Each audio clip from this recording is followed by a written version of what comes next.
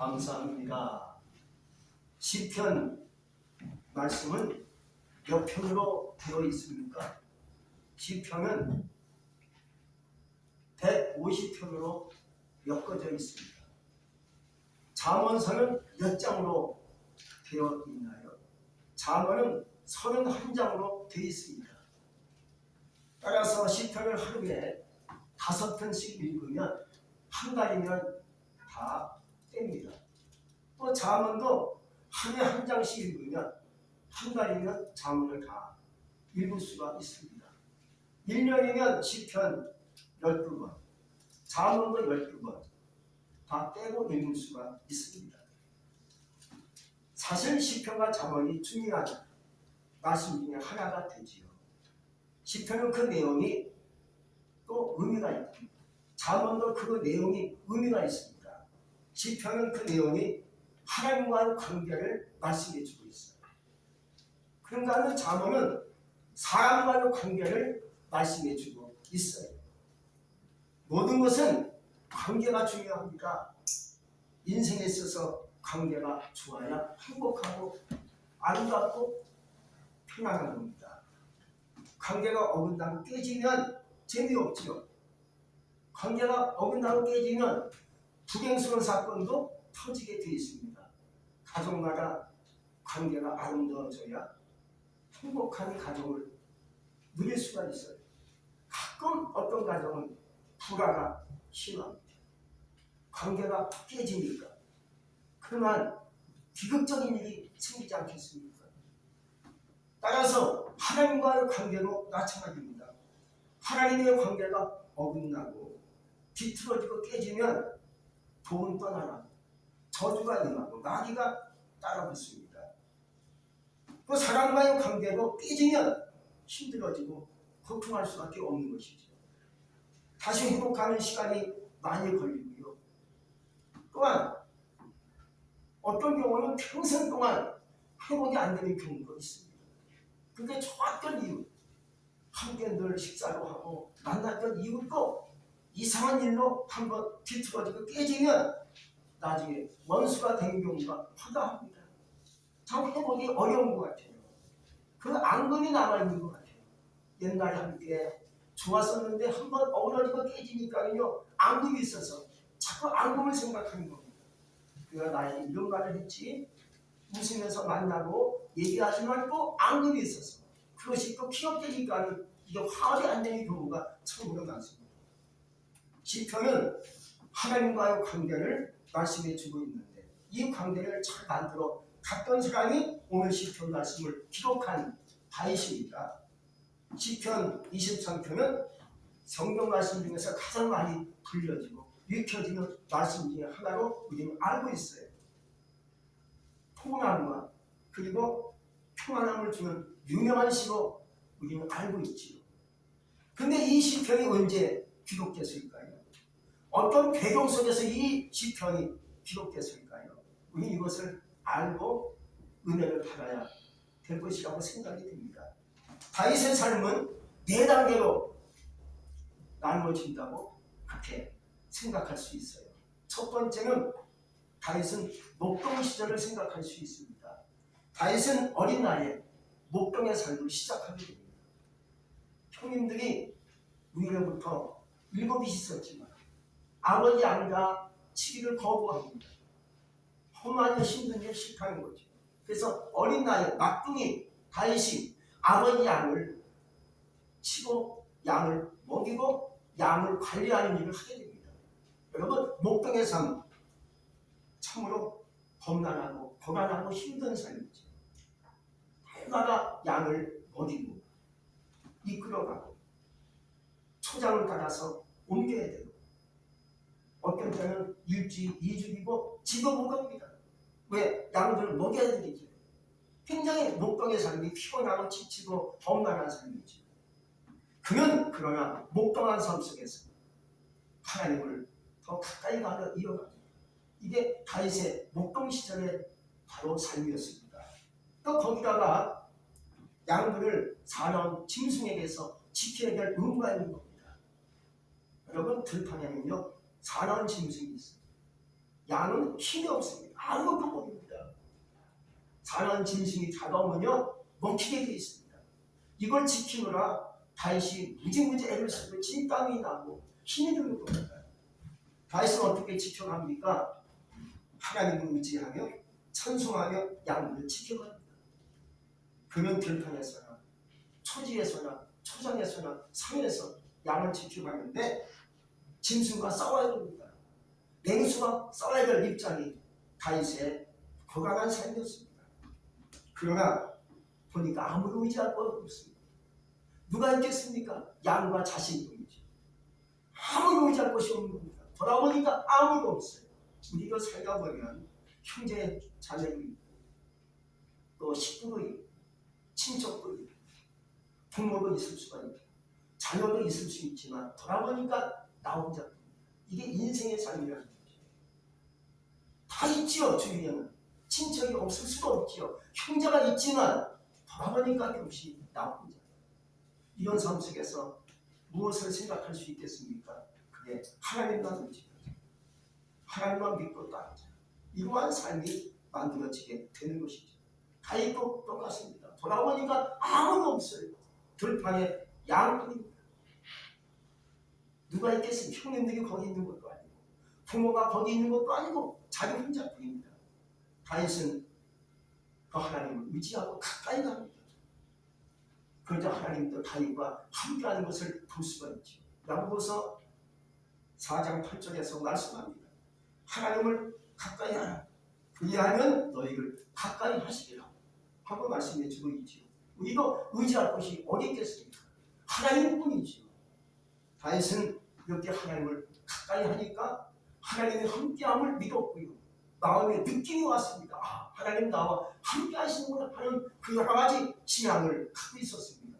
그러다가 목동 다윗은 이러한 신앙과 믿음을 가지고 나중에 블레셋 거민 장소 골리앗을 쳐 죽이는 역사를 일으키지 않습니까? 이 목동 다윗이 해낸 어마어마한 일이죠.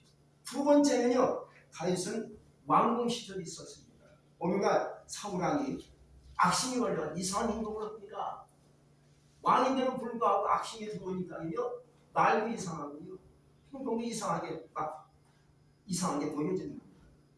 그래서 신하들이 이렇게 이런 말을 합니다. 왕이시여, 전국에서 수금을 잘 타는 사람을 불러들여서 왕 앞에서 수금을 타게 하면 아마 왕의 약심이 떠날 줄로 믿습니다.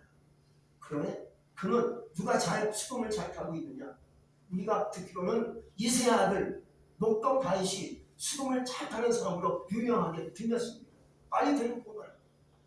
여러분, 다윗은 늘 외로우니까 양편에서 수금을 타는 하나님을 찬양하는 그런 인물이었습니다. 다윗이 수금을 갖고 왕께 나옵니다. 그리고 그 앞에서 수금을 타는 하나님을 찬송하니까요, 악심이 다 떠나갑니다. 사울왕이 삼켜지는 것을 보게 되죠. 이후로 다윗은요, 왕궁으로 출입하면서 나라일을 하게 됩니다. 참 놀라운 일이죠. 그리고 다윗이 나가서 싸우면 다 이기고 돌아오는 겁니다. 그 당시에 큰 배경을 둘레선날 싸우면 다 이기고 돌아오는 거예요. 놀라운 일이죠. 다윗은 언제든지 하나님을 의지하며 그의 삶을 하나님과 관계를 이어가는 것을 볼 수가 있습니다. 한시도 놓치지 않고 언제든지 어디서든지 하나님을 고백하며 하나님을 찬송하며 하나님과 관계를 이어가는 것을 볼 수가 있었어요. 그러자 어느 날 이제 싸움에서 이기고 돌아오는데 여인들이 노래하는 소리가 들리는 겁니다. 원래 싸우고 돌아오고 이기고 돌아오면 다 노래하고 북치고 장구치지 않습니까? 다윗도 이기고 돌아오는 여인들이 창화하기를 이렇게 창화하는 겁니다. 다윗이 죽인 자는 만만히, 사울이 죽인 자는 천천히로다. 이러한 창화 소리가 막 올려가는데 이 소리를 누가 듣습니까? 사울이 듣습니다. 듣고 다윗에게 10,000원 돌리고 나에게 1,000만 돌립니다. 이거 안 되지.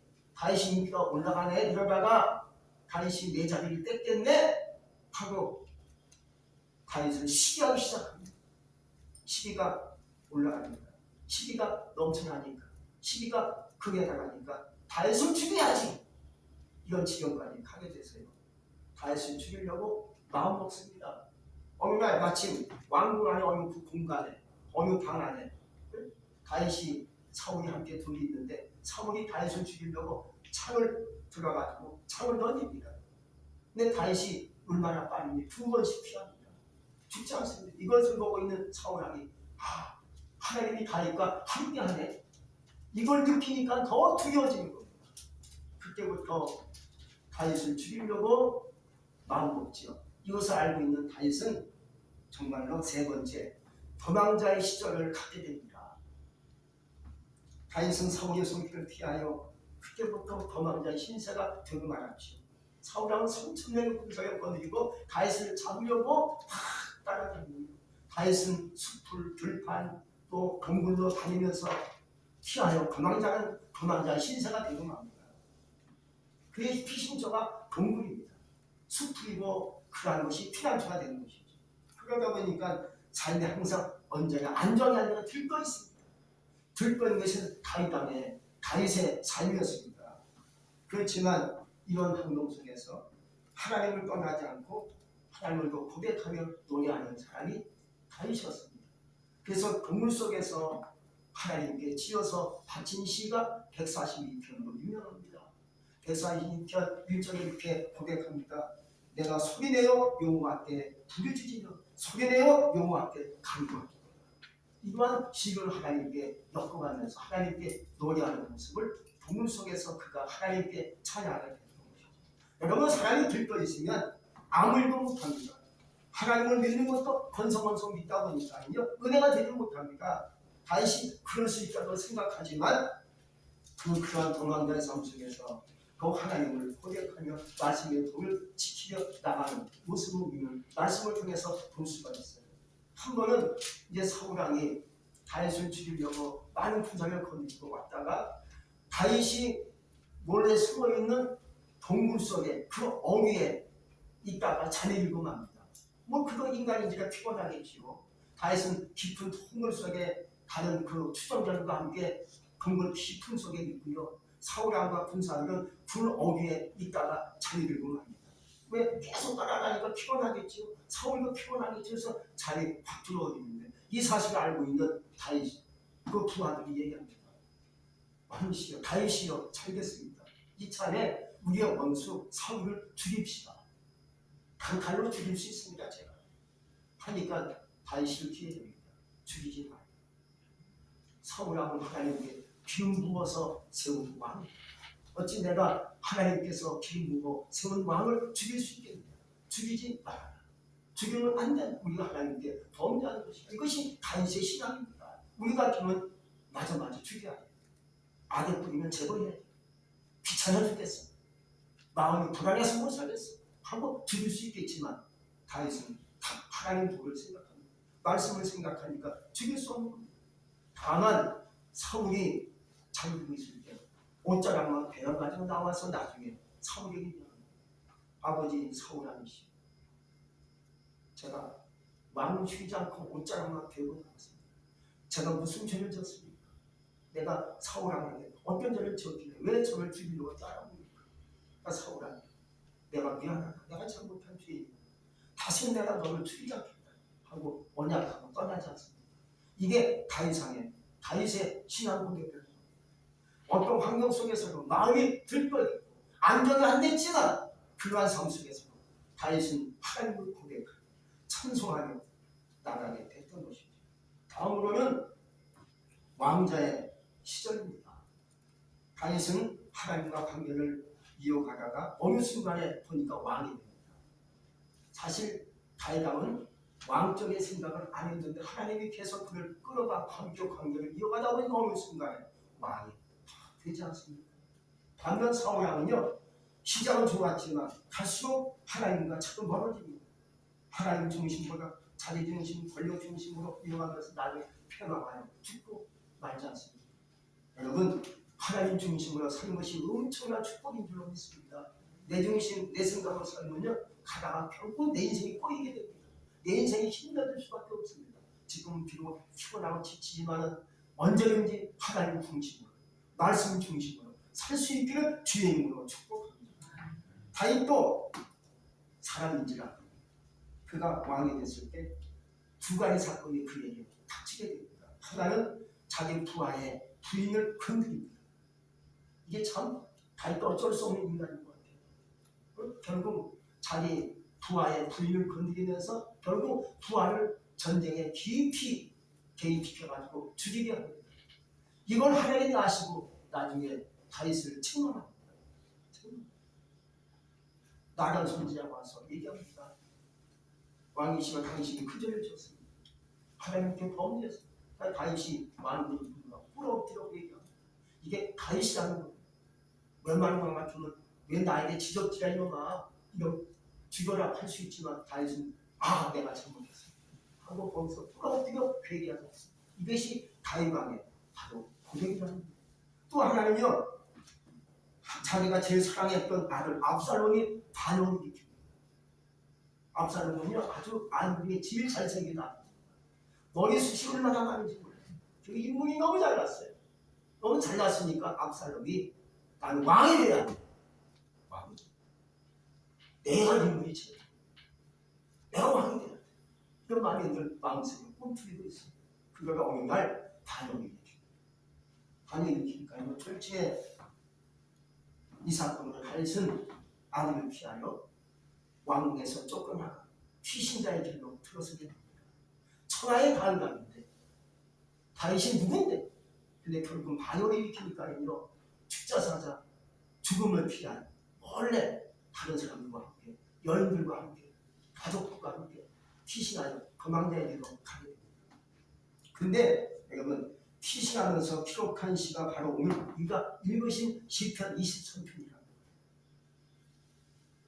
우리가 생각하기에는 시편 23편은 아주 다윗이 평안하고 포근하고 아늑한 환경 속에서 이 시를 썼을 것이라고 생각을 했겠지만 그게 아니라 자기 사랑하는 아들 압살롬이 반역을 일으키고 그로 인해서 피하여 도망자 신세가 되었을 때 이 시를 지어 하나님께 불렀다고 얘기합니다.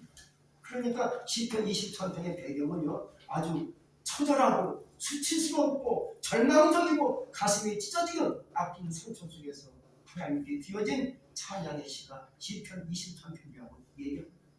그런 비록 힘들고 마음이 들끓이고 괴롭고 처절하지만 그래도 여호와는 나의 목자시니 내가 부족함이 없으리로다.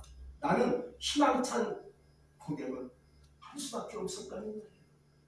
그리고 강하나서 반역님께서 도망치다 보니까 피할 곳이 마땅한 곳이 없는 겁니다.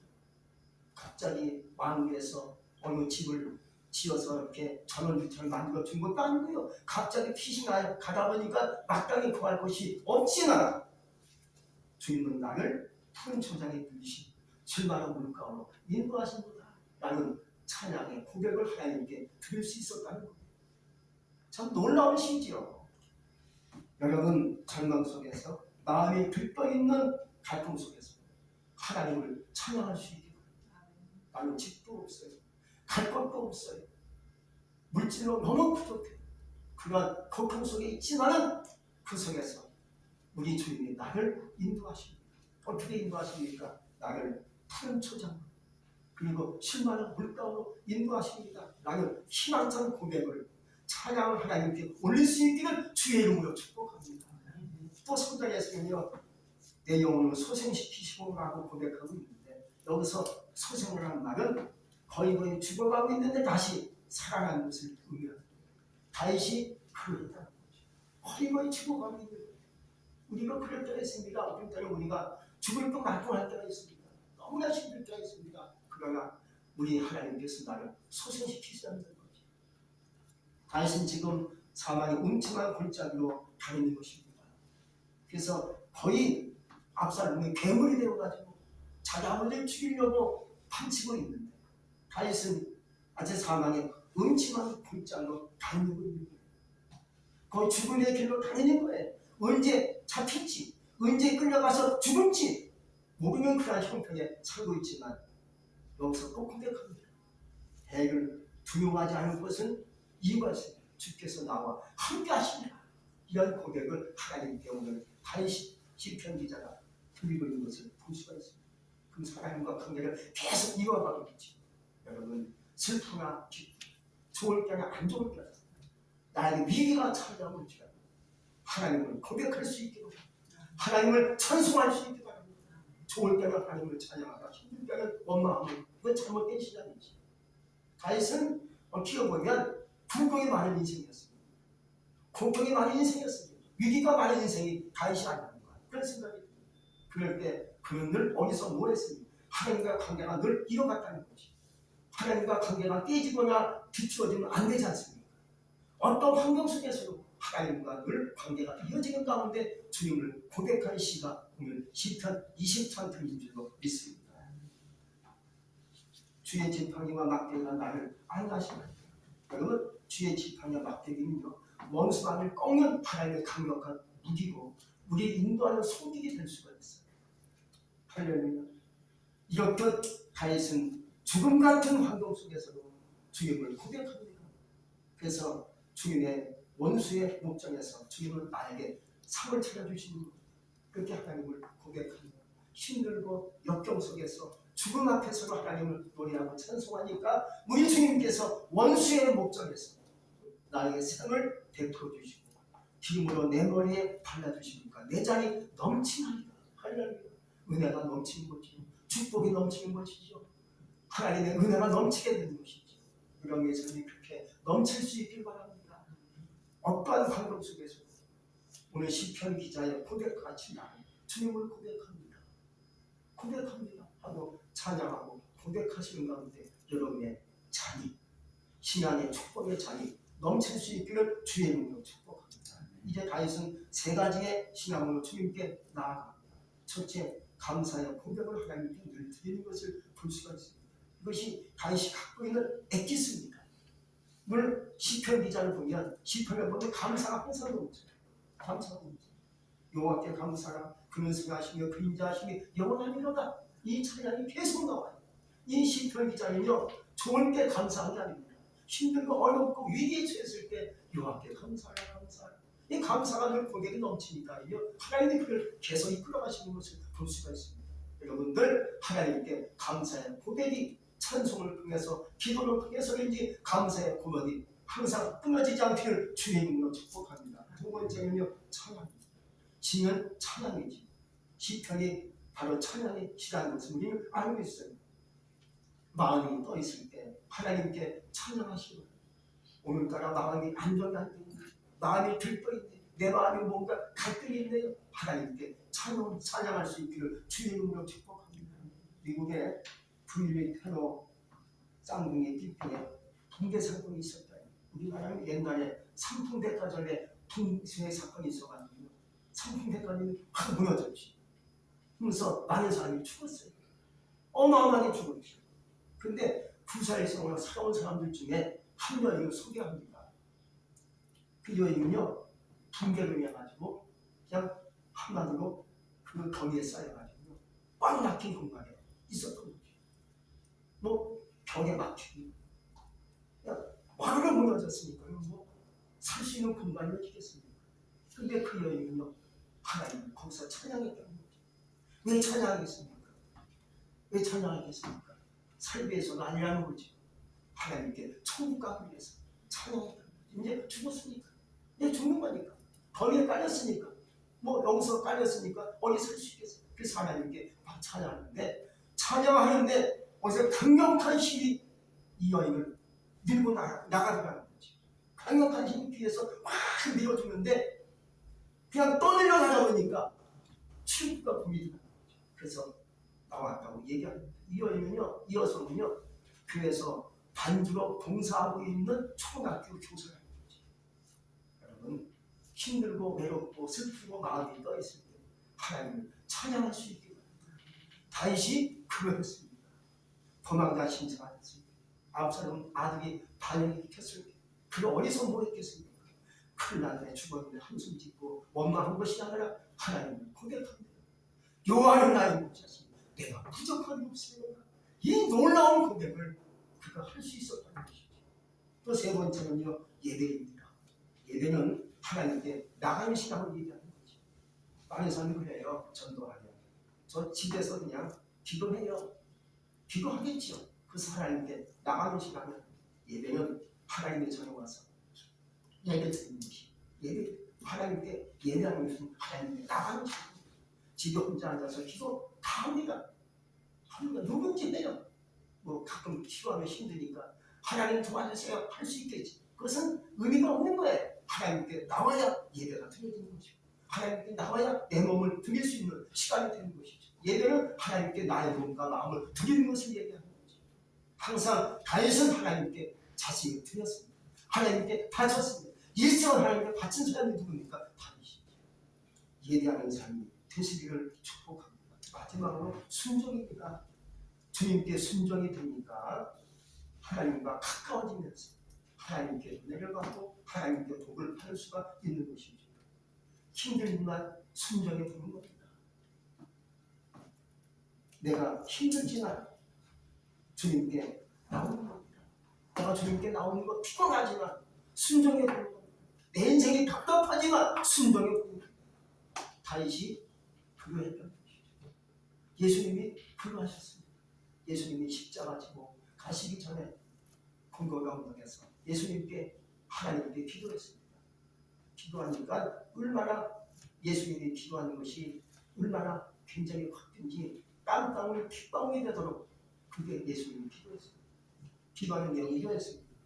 하나님, 내가 이 잔을 마셔야 되겠습니다. 이 잔이 좀 피어났으면 좋겠습니다. 라고 기도하시면서 그러나 아버지의 뜻이면 아버지께서 하세요라고 기도하시고 십자가 지셨죠. 그 고통, 그 마음의 번민, 예수님의 번민이었습니다. 순종하니까 십자가 지시고 죽으시고 피 흘려 죽으심으로 인류를 구원하는 구속자 메시아가 되신 줄 믿습니다. 우리도 힘들지만 한번 순종해 보는 겁니다. 피곤하죠, 지치죠, 주일날 꼬박꼬박 주님께 나오는 거, 치장하고 나오는 거 쉽지 않지만 그거 주님께서 나는 복 주신다니까 하나님께 순종하며 나오시는 겁니다. 여러분 순종하시다가 다윗이 받은 복을 나도 복받는 삶이 되시기를 주님으로 축복합니다. 기도하겠습니다. 전능하신 하나님 감사합니다. 오늘도 주의 말씀을 통하여 은혜를 주시니 진실로 감사합니다. 하나님 아버지 살다 보니까 힘들고 지치고 외롭고 역시 나 혼자뿐이야 라는 생각에 잠길 때가 많습니다. 그러나 우리는 내 앞에 하나님이 계시고 내 뒤에 하나님이 계시고 내 옆에 우리 주님이 계시고 나와 함께 하시는 주님을 고백하며 찬송하며 나가게 하여 주옵소서. 예수님 이름으로 감사하며 기도했습니다. 아멘.